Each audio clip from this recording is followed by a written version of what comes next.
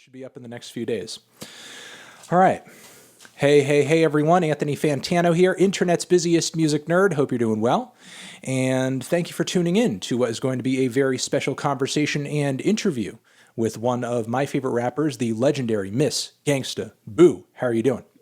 I am good. How you doing, nerd? I like to use the word dork. That's fine. Dork is That's sexy. either one. You could use either. You can use Both either. is sexy. Men with glasses are hot.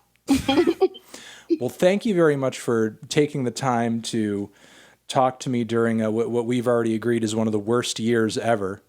Yes, dude. It's so crazy. I appreciate though. I like it. I'm down. But I wanted to start off this interview asking you about what I assume is, I don't know, maybe a better time, but take me back for a second to the 90s, Memphis scene. Where you want to go? Memphis scene. I want to Memphis. know in inquiring minds, we want to know, as time is drawn on and what you guys did in 3-6 and the Memphis scene in general grows more and more influential in the current rap landscape.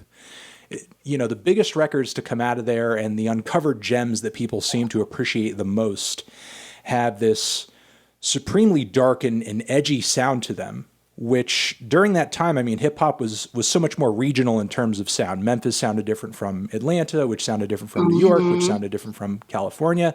I mean, as somebody who played a vital role in all of that, what, in your opinion, sort of like was in the water that was kind of creating that sound and sort of making Memphis kind of a hotbed for something that was much darker than what was happening anywhere else in the country at the time?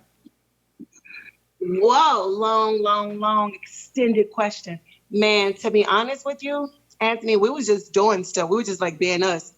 I don't think at the time when we were doing us, we knew that we would create something that would still be around so many years later. Not that we expected it to fade away. We were just like, we knew we were 3-6. We knew we were Memphis.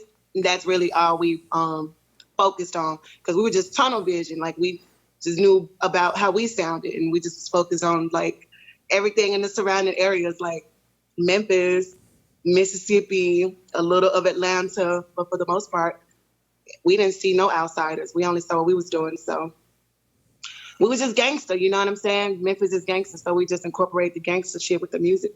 Mm-hmm. And in general, as somebody who sort of comes from a time where those regions sonically were so separate, has it sort of impressed you or left any sort of mark on you to see how the internet has impacted music in such a way where it's almost like you have kind of one singular sound almost influencing everything across the country? It's just kind of like, you know, the way that sort of like trap rhythms and beats have just really seeped into everything. It's you know, just like from both sides of the country. It's kind of crazy. I was very interested. Sometimes it's surreal, but we were kind of already like, we knew we was just on the wave. So I don't really know. It's like, I'm not really surprised. It's just like a surreal thing, but I'm not surprised. Nah. I mean, it's one of the oddest things to sort of see the delayed onset popularity of it, where you have these massive mainstream artists like A$AP Rocky and Travis Scott so hugely influenced by all of it, and, you know, sampling what you guys were doing back in the day, incorporating that into their records. And I feel like as of late, as women and female rappers have had a larger seat at the table, now we're beginning to, at least in my opinion, hear more and more of personally your influence in a lot of what's going on right now. Thank you. I appreciate that. Well, I mean, I feel like partially I wanted to do this interview to sort of give you your flowers in a way, because, you know, I mean, one of the biggest artists in the country right now is undoubtedly like Megan Thee Stallion. And on her Fever record, there's so many 3-6 Mafia references and samples and everything throughout that entire LP. And there are elements of her style that I feel like is very much coming like from your blueprint as well. And right. like, yet in my opinion, like that sort of connection and that acknowledgement isn't necessarily happening to the degree that personally I think it should. And this is nothing against her personally or to Yeah, call no, her for out or sure. anything, because this isn't her fault that other people aren't making the connection. You know what I mean? Yeah, But yeah, like, yeah, yeah. but still, it's do you personally feel like the ripples of what you were doing back in the 90s are being felt today, especially through a lot of these female rappers that are popping off right now?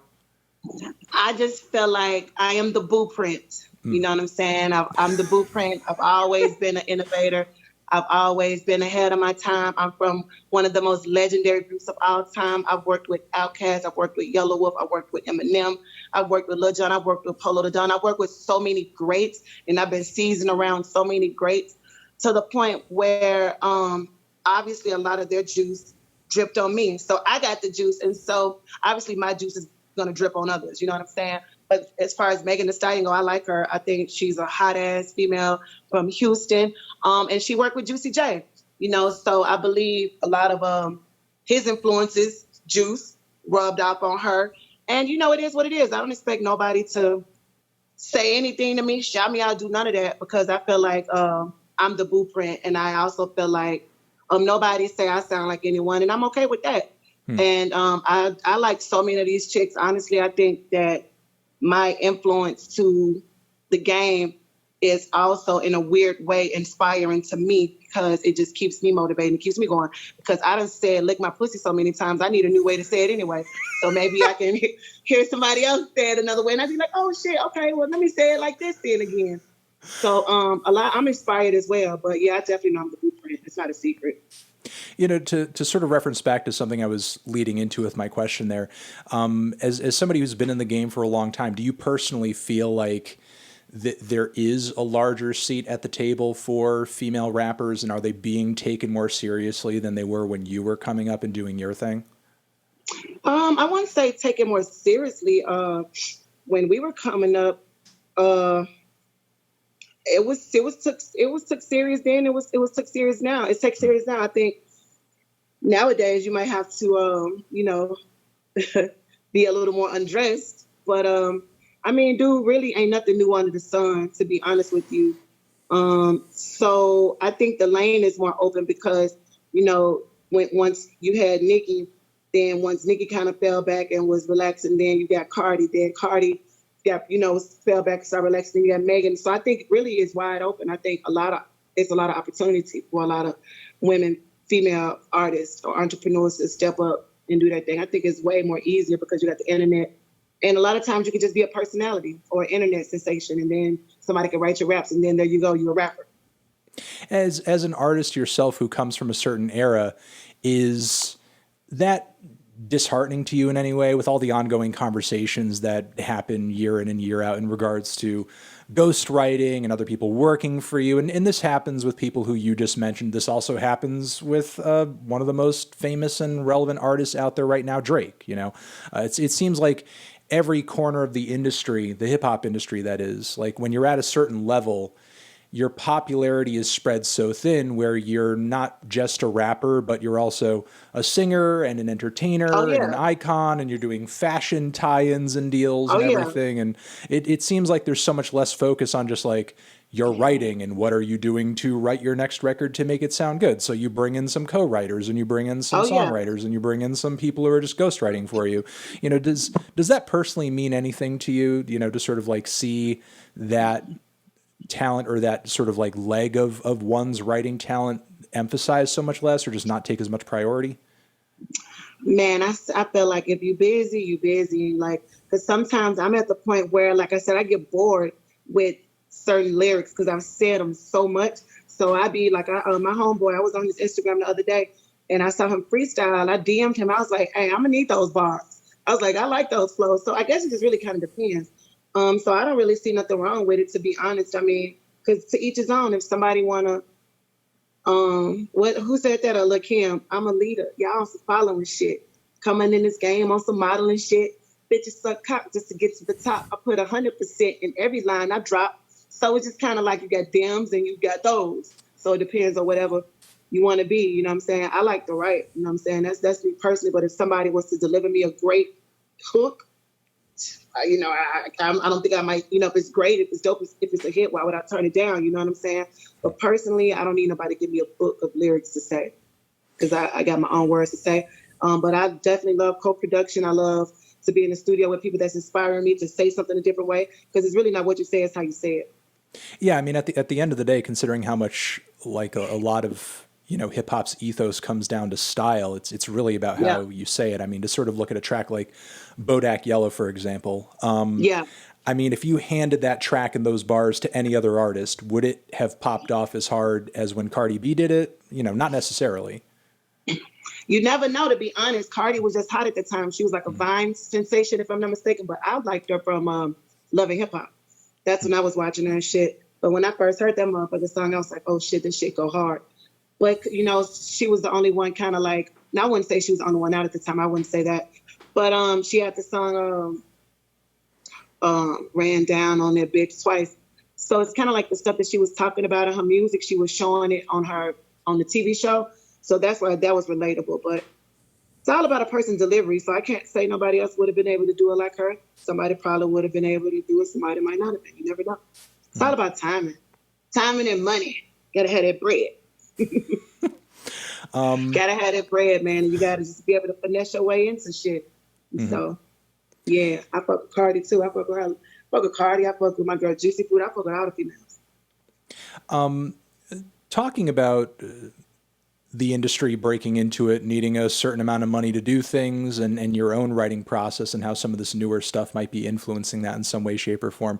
What have you been doing and recording lately? And, like what is in the midst of this pandemic, like your writing and release schedule kind of looking like? I mean, I guess it's been a little while since you've dropped a full length album, but I feel like if any time we're right to sort of like get a Gangsta Boo album out there, I mean, it would be around now, right?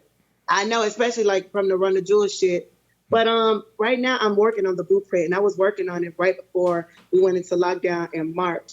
And I got a little demotivated, a little discouraged, obviously, because I didn't know what the fuck was going on in the world with this pandemic stuff. But now I know, and I'm kind of equipped mentally to deal with certain things as they come, as far as the adversities and the mental challenges that come with writing and that come with different situations that's coming from the pandemic, as far as no shows, stuff like that. So I have to motivate myself in other ways to be inspired to do music, because for me, if I'm not inspired, then I typically just don't do it. Because I gotta be inspired, and that's why our stuff is timeless and classics, because we don't just drop anything anytime. But I'm definitely working on the blueprint. I'm dropping something actually this month. It's a song called Heights. It's not, I wouldn't say it's a single, but it's just something to, like, excuse my braids. It's just something to get people prepared and to let them know that I got something working. And it's pretty dope. It's like drum, bass, trap. It's pretty cool. I like it. Okay. Yeah, I like it. Would you feel comfortable sort of teasing toward anybody that you've been working with on the project in terms of like producers or features or anything like that? Well, right now it's like it's super baby. It's super still in the baby stages. Like let's say it's pregnant, right? You got 9 months. It's probably like 4 months, 4 or 5 months. You know what I'm saying? But I will say that I'm working with my producer Nick Hook. My boy, I met him through LP. He was my DJ on the Run the Jewels tour when I was on tour with Run the Jewels. Like, I think I was on the RTJ2 tour for the song Love Again. And so I met him on that tour. He DJ'd for me and stuff. So he producing some stuff. My boy, Dr. Apollo, he's a drum and bass producer. He produces some stuff. And, I got a couple things up my sleeve, and I just got to wait till everything manifests the proper way before I display it. Okay. But the song that I'm going to drop, though, is called Heights, and it's produced by Dr. Apollo. Speaking of Run the Jewels, and not just Run the Jewels, but another act that you've collaborated with, or at least crossed over with a few times, that I'm also a huge fan of, Who? Clipping. Oh, really? Yeah, that was a while ago, too. A lot of people like them. That's interesting. And you know what, dude? I always end up on the most rarest projects. It's like, I'm like the rarest fucking feature. Like, if you want a rare feature, go get Gangsta Boo. And I'm so fortunate, and I'm just so blessed, because I rub shoulders with a lot of cool people, man. And a lot of people that's not floating all over the radio, but have an amazing cult following. You know what I'm saying? I'm pretty fortunate because I got a cult following as well. So I guess it's one cult following respect the other cult following. Well, I wanted to ask you sort of specifically in regards to at least them, because Run the Jewels is a, you know, respectably popular group, but clipping is an act that for years I've been like trying to push people into, and Oh people wow, really? and people hear it and they're like, oh, it's too noisy, or it's too Oh wow, weird, or it's, really? you know, or it's not, or some people question that it's even hip hop. And you know, I feel like to have somebody on you, or somebody like you on a clipping record is like, you know, more proof than anything that this is like, you know, sort of like the next stage. This is the next sound. This is cutting edge. This is something Wow, different. I that's mean, really interesting. well, We did that it was a really long time ago, if I'm not mistaken, right? yeah, yeah. Well, Yeah, I but guess, I see. I was going to say, I guess my question is, how do you land on this cutting edge shit that honestly, like, look, I think you and I can be honest. There are a lot of people who have been in the game as long as you, Yeah. and they would listen to that group and they would listen to that song that you're on and say, what the fuck is this? You know what I mean? Oh, But okay, like yeah. you obviously hear that and you get it, you know? Yeah. But Yeah, I get it. I'm a I think, weirdo though. Like I listen to all kind of music though. Like I don't even really listen to rap. Like I be playing the Turtles happy together. So I listen to everything. Like I listen to from Metallica to Nina Simone to Jay-Z to Tupac. I mean, I listen to everything. So I'm the wrong person to I can't judge. Like I don't really turn down. I don't really to music unless it's like really, really shitty. yeah, I mean, I'm like it I'm just, really a musician. I think it just sort of speaks to your open mindedness. I mean, to even speak Very of the Metallica thing, you know, there's so much yes. production out there right now that, you know, it's just like trap beats with huge booming metal guitars in it, and it's just like a Oh my God. thrash Yes. trap sort of thing that Look, is it something that I wouldn't have yes. thought of in a million years. Oh yes. And with clipping, they just hit me up. These people, they reach out to me. Like, I mean, I was on Outkast Stankonia Yeah, album a long time ago. And at that time, 3-6 Mafia, we were so 3-6 Mafia, like we was so like gangster. I remember when I done that verse on Call Before I Come, Paul and them made fun of me because the beat was so different because they were just used to me rapping over their sound. So I think I just always been a person that was able to use my style on other people's beats and bring that Memphis inspiration that they are craving for. I just always been able to do that. I have no fucking idea. I was on Crazy Phone first album. I'm on E40 album. I was on Foxy Brown China Doll. I'm like all over the place. And I think back like, damn, it's pretty cool, you know? It's kind of like the most known unknown. you know, let me ask you something about something more social and I guess even political in a way with this recent string of protests in relation to Black Lives Matter. There has been a lot of discussion around Twitter, the cultural water cooler, about the role rappers, artists, and hip hop at large can or even should play in terms of talking about this issue, advancing this issue.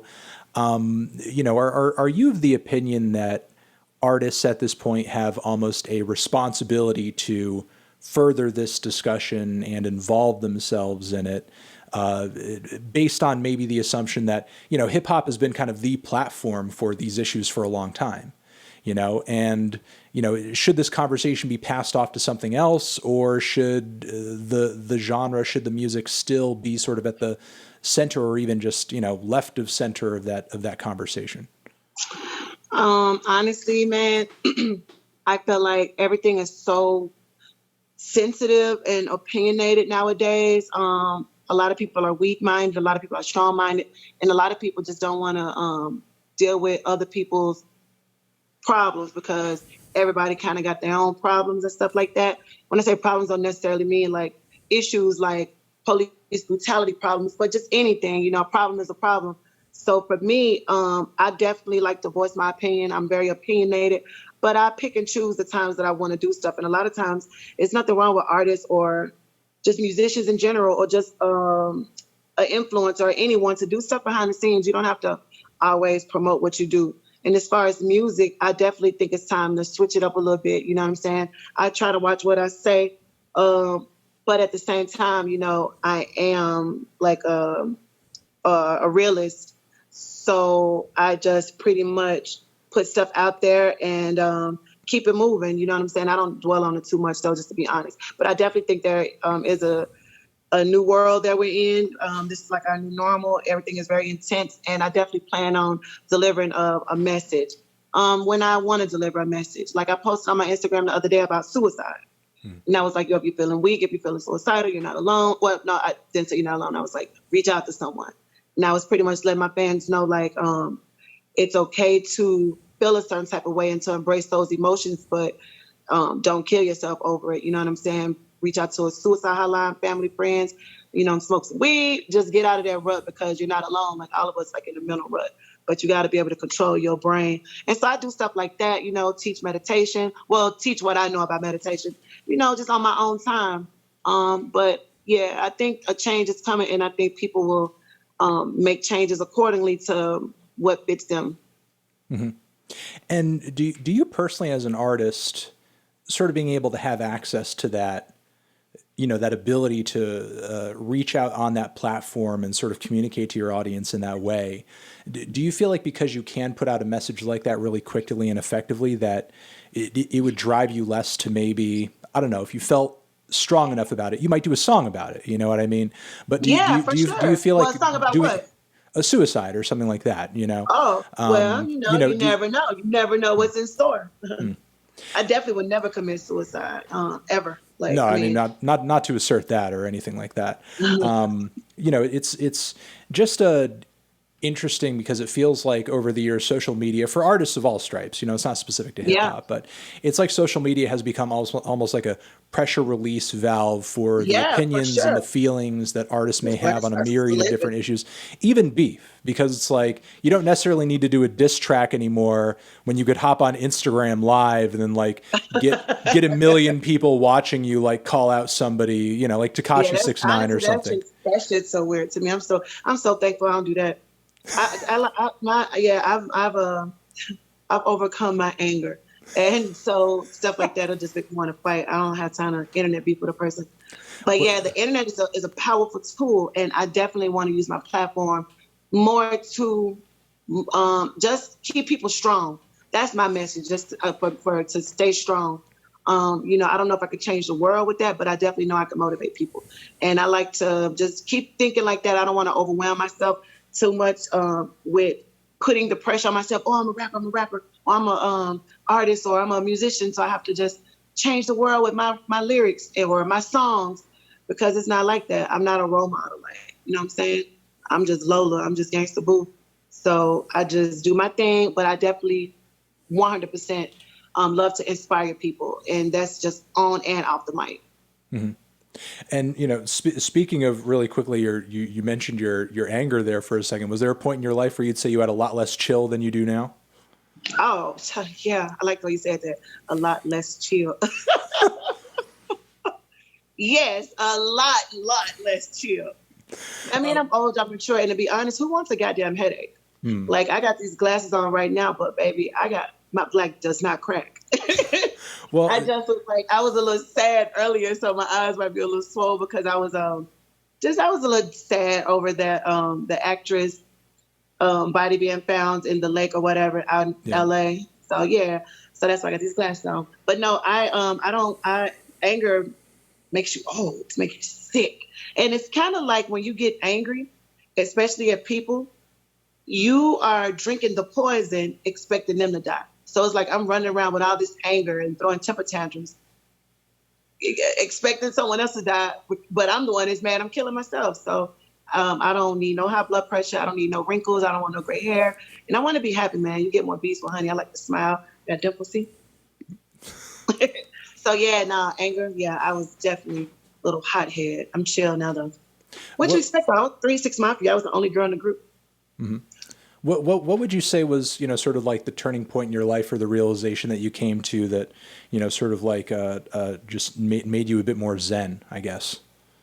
Meditating. Well, I started like getting into meditation a lot of years ago. One of my first favorite books that I read was 7 Spiritual Laws of Success by Deepak.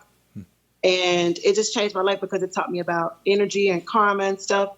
And I started, I mean, I'm still a work in progress, but I'm not in my 20s. I read that book like in my 20s. And it just changed my life, but I was still a work in progress up until my 30s. And it's more of a lifestyle. You just got to practice on not being impulsive.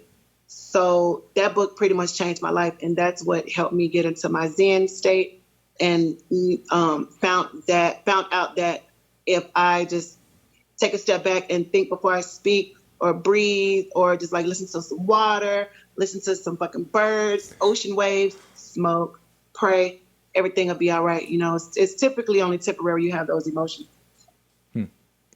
To go back to the social media thing really quickly. I mean, it's sort of it's obviously a new thing that a lot of artists have had to transition into, sort of existed in an era in the industry where it just wasn't really a thing.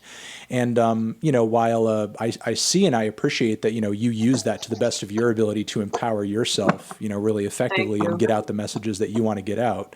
You know, do you personally, though, feel like there's a bit of mystique lost or something that used to be there, in the fact that there used to be this like larger separation between the audience and the artist, and now with social media it seems like the world is so much smaller and all of it's kind of brought way closer together? Oh yeah, dude. You know what, to be honest, I limit my comments. I don't even, because it gets annoying sometimes, like, because a lot of people think that they know you because of social media when they really don't. They just know your social media persona. You know what I'm saying? Because I'm not the same person, like, from when I'm in my Instagram saying certain stuff. That's not who I am when I'm watching First 48 at home, or that's not who I am when I'm crying over a dog commercial because they're homeless and shaking in the cages. So like, what's this song up, Bittersweet 70? I'm a different person from one day to the next. So that's my pet peeve with social media. They think that they know you when they don't.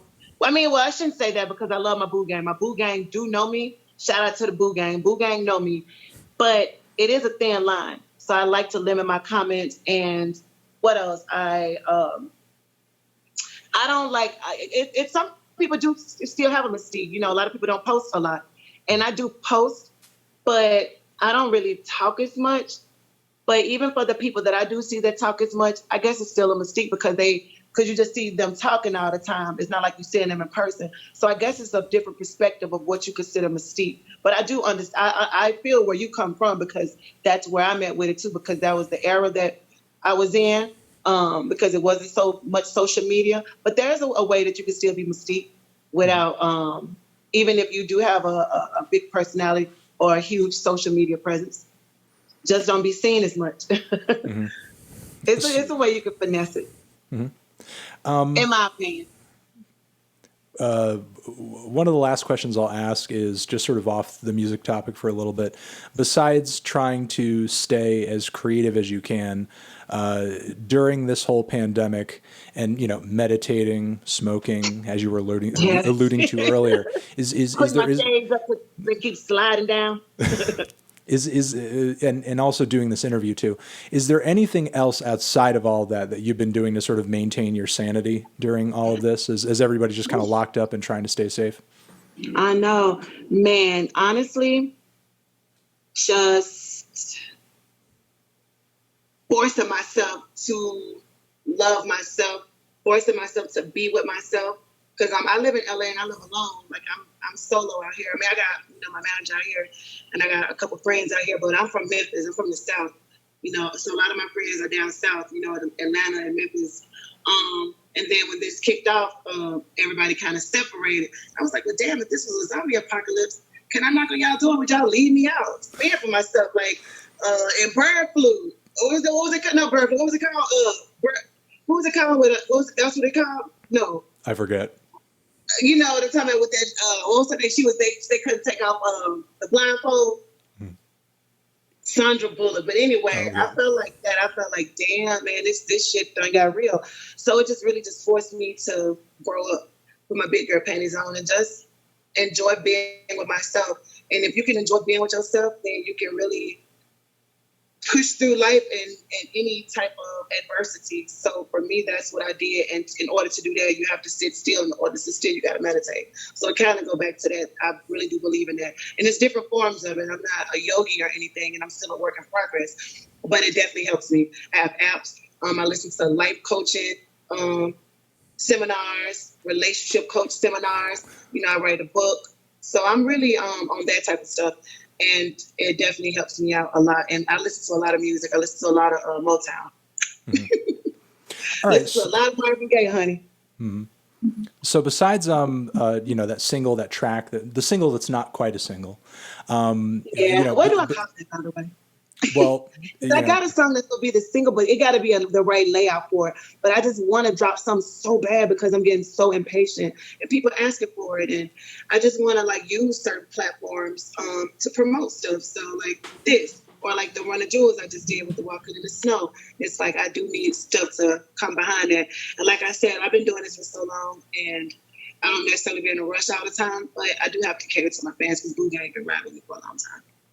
Well, besides what you sort of alluded to a little bit earlier, is there anything else as we tie things up that we, need to be looking out for? Like, what do we need to do to stay in touch? And like, what's the next thing that we should expect from you, past this interview? Well, just expect a lot of growth and development, and stay tuned for the 3-6 Mafia possible whatever, because we was about to go on tour before this kicked off. We was about to do the 3-6 Mafia tour. Me, Paul, Juicy, Crunchy, Pat. It was about to be big. I mean, it's still, nothing is canceled. Thank God it's not canceled. They're postponed. Yeah. But just stay tuned, man. I'm still working with the 3-6 Mafia. I'm really excited about that, and definitely 100% locked in with the blueprint. So yeah, y'all can just follow me on my social media. My Instagram is @MissYeahoo, MissYeahoe. And yeah, I'm just gonna stay the blueprint to stay doing me. Okay. Sounds good, and we'll make sure that I think that's about it, right? Yeah, and we'll make sure all your social media, everything is linked down below. So thank you very much for talking with me. I appreciate that. That was fun. Are we still recording? Yes, we are. Do I look cute? Yes, you look great. I love you. Thank you so much, dude. Thank you. Have a good one. You too. Later.